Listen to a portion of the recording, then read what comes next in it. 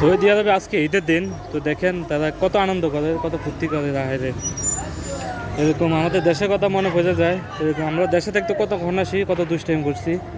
আর দেখেন এই যে এটা সৌদির মেয়ে, দেখছেন কি বোকা গায়ে দিছে, কীভাবে তাদের চলাফেরা, মানে কোনো একটা লিমিট নাই তাদের। বোকা কোনো ইয়া নাই দেখেন, মানে শুধু নামের। এগুলা আসল সৌদি না, এগুলো হলো বেদু আর কি। তো বেদু বলতে যারা আছে তারা আর কি। দেখেন এখানে তারা সবাই আনন্দ করে, ফুর্তি করে। বগুড়াটা শুধু গায়ে দিছে, শুধু নামের, এটাই আর কিছু নেই।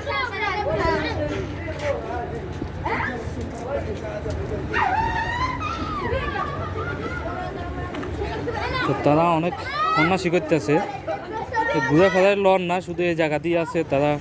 কেননা আজকে ঈদের দিন তো অনেক যে আনন্দ যেটা ভাগাভাগি করে। আর তাদের বুগরা ফেলার স্টাইল দেখেন, মানে শুধু নাম এছাড়া অনেক কিছুই না।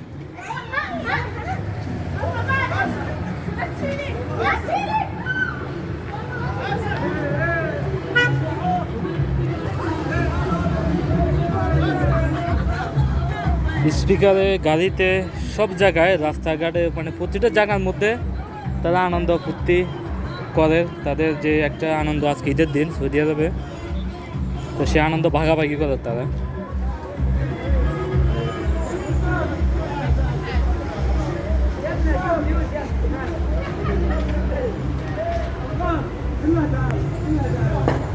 আসলে তাদের যে আনন্দ, এই আনন্দটা এরা মানে পুরো অনুভব করে। যে দেখেন গাড়ির উপরে, রাস্তাঘাটে, গাড়িতে, প্রতিটা জায়গার মধ্যে।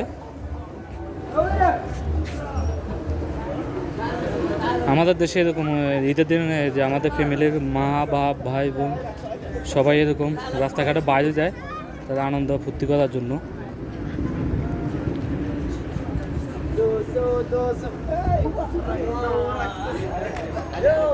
এখানে একটা বাকাল আছে, তো বাকালার সামনে তারা সবাই ভিড় করে। এখানে হয়তো ঠান্ডা মান্ডা লোক, কোনো কিছু লোক।